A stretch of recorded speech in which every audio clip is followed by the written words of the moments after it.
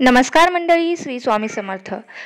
लक्ष्मीपूजनाच्या दुसऱ्या दिवशी म्हणजेच बुधवारी 22 ऑक्टोबरला यावर्षी दिवाळी पाडवा आहे, ज्याला आपण बलिप्रतिपदा असं पण म्हणत असतो. हा 3.5 मुहूर्तापैकी एक मुहूर्त आहे.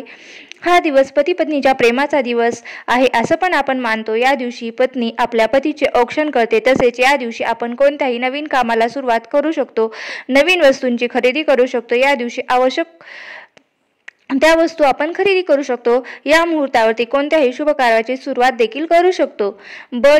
बलिप्रतिपदा अर्थात दिवाळी पाडवा. या दिवशी पत्नीने आपल्या पतीला का ओवाळावं, त्याचं औक्षण का करावं, ही परंपरा का पडली, चला जाणून घेऊया या मागचे पौराणिक रहस्य.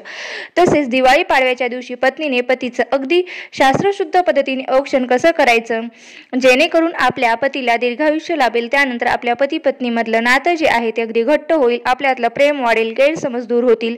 तर त्यामुळे शास्त्रशुद्ध पद्धतीने आपल्या पतीचं औक्षण कसं करायचं, कसं करणं गरजेचं आहे. यासोबतच बघा, 3.5 मुहूर्तापैकी एक मुहूर्त म्हणजे दिवाळीचा पाडवा हा एक शुभ मुहूर्त असतो. या दिवशी बलिप्रतिपदा सुद्धा असते. तर त्यामुळे या दिवशी काही वस्तूचं दान करायचं असतं. त्यामुळे आपल्याला आयुष्यभर कशाचीही कमी पडत नाही.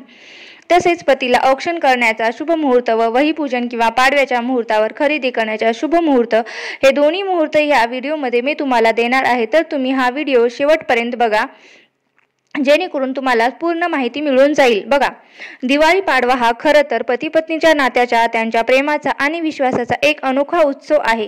या दिवशी पत्नी आपल्या पतीला ओवाळून दीर्घायुष्याची कामना करत असते, तर पती तिला काही भेटवस्तू, आपले प्रेम व्यक्त करत असतो. पण यामागे केवळ प्रेमच नाही, तर काही गूढ आणि महत्त्वाच्या परंपरा सुद्धा दडलेल्या आहेत. दिवाळी पाडवा जो कार्तिक शुद्ध प्रतिपदेला येतो, हा 3.5 मुहूर्तापैकी एक शुभ मुहूर्त मानला जातो. या दिवशी नवीन कामाची सुरुवात करणं अत्यंत शुभ मानलं जातं. या दिवसाचे अत्यंत पौराणिक कथामध्ये महत्त्व सांगितले आहे. यातील एक प्रमुख कथा म्हणजे भगवान श्रीहरी विष्णूंनी वामन अवतार घेऊन बळीराजाच्या डोक्यावर पाय ठेवून त्याला पाताळात पाठवलं आणि त्याचे राज्य त्याला परत दिले. भगवान श्रीहरी विष्णूंनी बळीराजाला वरदान दिलं की जो कोणी कार्तिक शुद्ध प्रतिपदेला बळीपूजन करेल त्याला वैभव प्राप्त होईल. या घटनेमुळे पाडवा हा बलिप्रतिपदा म्हणून ओळखला जातो. या दिवशी पती पत्नी एकमेकांबद्दल आदर व्यक्त करत असतात. आता पत्नी पतीला का ओवाळते, तर यामागे सुद्धा अनेक कारणे सांगितली आहेत. बघा, जसं की पत्नी आपल्या पतीला उत्तम आरोग्य, दीर्घायुष्य मिळावं, या सर्व व त्याच्या सर्व कामामध्ये यश मिळावं, यासाठी देवाला मनोमन प्रार्थना करत असते आणि ओवाळत असते आणि त्यांच्या भावी कल्याणासाठी भावना सुद्धा व्यक्त करत असते. शिवाय भारतीय संस्कृतीमध्ये पती हे तिचे सौभाग्य मानले जाते. पाडव्याच्या दिवशी औक्षण करून पत्नी आपल्या सौभाग्याचे रक्षण करण्याची आणि ते कायम राहावे यासाठी ईश्वराकडे किंवा देवाकडे प्रार्थना करते. एवढंच नाही, तर ते दिव्याने ओवाळताना त्या ज्योतीमुळे आपल्या घरातील जी नकारात्मक ऊर्जा दूर होवी अशीही प्रार्थना ती करत असते आणि माझ्या पतीभोवती नेहमी सकारात्मक ऊर्जेचे कवच तयार होवं अशी ती देवाकडे प्रार्थना करत असते.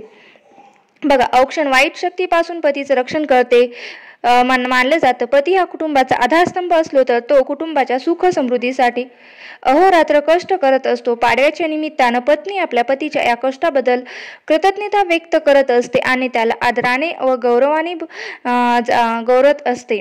बघा, प्रथम जाणून घेऊया पतीचं औक्षण करण्यासाठी शुभ मुहूर्त कोणते आहेत. कोणत्या शुभ मुहूर्तावर आपल्याला पतीचं औक्षण करायचं आहे.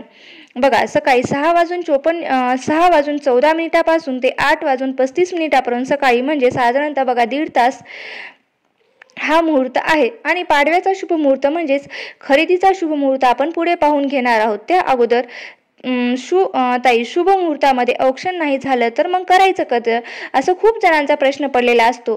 त्यासाठी मी अजिबात नाहीये, संपूर्ण दिवस हा शुभच आहे. पण त्यातल्या त्यात काही लोक शुभ मुहूर्तावरच सगळ्या गोष्टी करत असतात आणि ते खूप चांगलं असतं. शुभ मुहूर्तावर जर आपण काही गोष्टी केल्या तर त्याचं शुभ आणि जास्तच फळ मिळत असतं. जास्त फळ आपल्याला मिळतं असंच नाही. जमलं तर तुम्ही नंतर सुद्धा करू शकता. असं काही नाही की आपण फार 12च्या आधीच करा, कारण दिवाळी पाडव्याचं औक्षण जे आहे ना, तर ते सकाळी झालं तर जास्त चांगलं. त्यामुळे आपल्या भारतीय संस्कृतीमध्ये पतीला देवाचं स्थान दिलेलं आहे.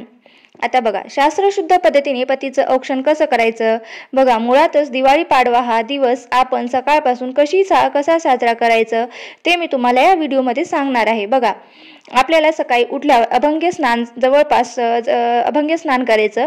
नरक चतुर्दशी पासून आणि अभंग्य स्नानाला सुरुवात होत असते. औक्षण करण्याच्या वेळेस पहिले पतीला तुम्ही हात पाय धुवायला सांगा आणि मग तुम्हाला आसनावर खाली काहीतरी आसन टाकायचं आहे. पाट घ्यायचं, काहीतरी टाकायचं आणि त्यांच्यावरती थोडीफार छोटीशी रांगोळी काढायची. आता हे झाल्यानंतर आपण बघा, एका कुमारिकीला पूजनाला आपण मुलीचे हात पाय धुतो त्याप्रमाणे तुम्हाला एक खाली छोटंसं ताट घ्यायचं, त्याच्यावर तुमच्या मिस्टरांचे पाय ठेवायला सांगायचे आणि पायांची जी अंगठी आहे त्या दोन्ही अंगठ्यावर अगदी पळी छोटंसं पाणी टाकायचं आणि चमचा टाकायचं आणि पाय पुसायचे. दोन्ही पायांच्या अंगठ्याला हळद कुंकू अष्टगंध, त्यानंतर हळद अक्षता कुंकू फुलं अर्पण करायचे. आता हे झाल्यानंतर औक्षण करायचं. औक्षण करताना बघा, सगळ्यात पहिले पूजेचं जे आपण ताट केलेलं असतं ते आपल्या हातात घ्यायचं. त्यामध्ये कुठल्या गोष्टी असल्या पाहिजेत. निरंजन, दिवा, त्यानंतर हळद कुंकू, अक्षता, फुलं, सुपारी, नाणं, सोन्याचं काहीतरी एखादी वस्तू, अंगठी म्हणा, काही असेल तर ते चालतं. सोन्याचा दागिना, कारण सोने जे आहे ते शरीराला स्पर्श झाला की त्या मागचं कारण असतं की मिठाई किंवा साखर, आपण काही पण गोड चालेल किंवा गोड एखादा पदार्थ आणि कणकेचा दिवा आपण जर यमदीपदानाला केला होता तसाच बघा, गव्हाच्या पिठामध्ये मीठ नाही टाकायचं, त्यामध्ये तुम्ही किंचितच थोडीफार हळद टाकायची, त्याचा तुम्हाला दिवा बनवायचा आहे. एवढं सगळं साहित्य आपल्याला औक्षणाच्या ताटामध्ये लागणार आहे. आता महिलांनी पण औक्षण करताना डायरेक्ट फळशीर उभं राहू नका. तुमचं खाली कार्पेट वगैरे असेल तर चांगली गोष्ट आहे, किंवा तुम्ही एक आसनावर उभं राहायचं. कधी पण देवाची पूजा करताना, देवाचं काही करताना डायरेक्ट जमिनीवर उभं राहू नका. नेहमी आसन ठेवायचं आहे आणि आपण नेहमीच्या पद्धतीने औक्षण करतो त्याच पद्धतीने आपल्याला आपल्या पतीचे औक्षण करायचं आहे. त्यानंतर तुम्हाला पतीचे पाया पडायचे आहेत. बघा, त्यानंतर काय करायचं, त्यानंतर तुम्हाला पतीने गिफ्ट द्यायचं आहे. तुमच्या यथाशक्तीने तुम्हाला ओवाळणीच्या ताटामध्ये 21 रुपये, 11 रुपये, काही जमेल तेवढे टाका.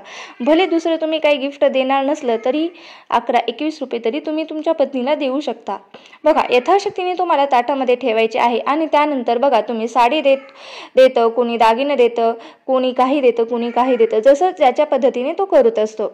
आता काही ठिकाणी पाडव्याला विक्रम संवत वर्षाची सुरुवात मानली जाते. विशेषतः व्यापारी वर्गाने या दिवशी त्यास नवीन वर्ष सुरू होतं. या दिवशी व्यापारी नवीन खाते सुरू करतात. त्यामुळे हा दिवस केवळ कौटुंबिकच नाही तर आर्थिक समृद्धीचंही प्रतीक मानलं जाते. तसेच बली प्रतिपदा म्हणजेच नम्रता आणि भक्तीचे दर्शन आहे. प्रकृती, प्राणी आणि मानव यांचं नातं जपलं तरच समृद्धी आणि शांती कायम राहील. तर या दिवशी जर तुम्ही काही प्रेमानं गाईचं पूजन केलं, निसर्गाचे आभार मानलेत आणि बळीराजाची आठवण ठेवली तर लक्ष्मी मातेची कृपा सदैव तुमच्यावर राहत असते. आता बघा, दुसरी गोष्ट म्हणजे दिवाळी पाडव्याच्या दिवशी बलिप्रतिपदा असते. तर नक्की काय, अगदी शॉर्टकटमध्ये मी तुम्हाला सांगते. बलिप्रतिपदेला बळीराजा हा शेतकऱ्यांचा राजा होता. त्याने 3 पावलं जमीन जी आहे ती दान स्वरूपात मागितली होती. अजूनही ग्रामीण भागामध्ये स्त्रिया ओळताना म्हणतात, इडा पिडा टळो बळीचं राजी येऊ, अशी एक म्हण आहे. तर बलिप्रतिपदेला दिवशी बळीची पूजा करण्याची प्रथा आहे. त्यासाठी जमिनीवर बळीराजांची रांगोळी काढली जाते. त्याची पत्नी विंध्यावली सहित तिची रांगोळी किंवा चित्र काढून त्याची पूजा केली जाते. आणि या दिवशी तुम्हाला दान देखील करायचं आहे. सत्पात्री दान करायचं आहे. सत्पात्री म्हणजे काय, तर ज्याला गरज आहे त्यालाच तुम्ही दान करा. कोणालाही द्यायचं म्हणून देऊ नका. ज्याला गरज आहे त्यालाच त्या वस्तू द्या. काहीतरी दिल्याचं त्यांना काहीतरी उपयोग झाला तरच ते सत्पात्री दान होत असतं. आणि दान तुम्ही तुमच्या यथाशक्तीने काहीही करा. आता जाणून घेऊया दिवाळी पाडव्याचे शुभ मुहूर्त. बघा, दिवाळी पाडव्याचे शुभ मुहूर्त काय आहेत. दिवाळी पाडव्याच्या दिवशी बुधवारी 22 ऑक्टोबर रोजी सूर्योदयापासून ते सकाळी 9:30 पर्यंत लाभ आणि अमृत. सकाळी 10:56 ते दुपारी 12:05 पर्यंत शुभ. तसेच सायंकाळी 4:42 ते 6:09 पर्यंत लाभ आणि रात्री 7:42 ते 10:49 पर्यंत शुभ आणि अमृत मुहूर्त असल्याने या काळामध्ये तुम्ही वही पूजन करू शकता किंवा कोणत्याही गोष्टींची खरेदी करू शकता. मात्र आपल्याला दिवाळी पाडव्याला राहू काळ हा वर्ष करायचा आहे. राहू काळ हा बुधवारी 22 ऑक्टोबरला दुपारी 12 ते 1:30 या वेळेमध्ये, म्हणजेच या काळात कोणतीही नवीन किंवा महत्त्वाचे कामे सुरू करायचे टाळावे. कोणतेही शुभ कार्य हे करायचे नाहीत. तर ही दिवाळी पाडव्याची अत्यंत महत्त्वाची माहिती तुम्हाला मी तुम्हाला तुमच्यापर्यंत पोहोचवली आहे। ही जर माहिती तुम्हाला आवडली असेल तर हा व्हिडिओला लाईक करा, शेअर करा आणि माझ्या चॅनलवर नवीन असाल तर सबस्क्राईब करायला विसरू नका। आणि व्हिडिओ शेवटपर्यंत पाहिल्याबद्दल मी तुमची अगदी मनापासून आभारी आहे। धन्यवाद। श्री स्वामी समर्थ। जय जय स्वामी समर्थ। रामकृष्ण हरी। जय जय रामकृष्ण हरी।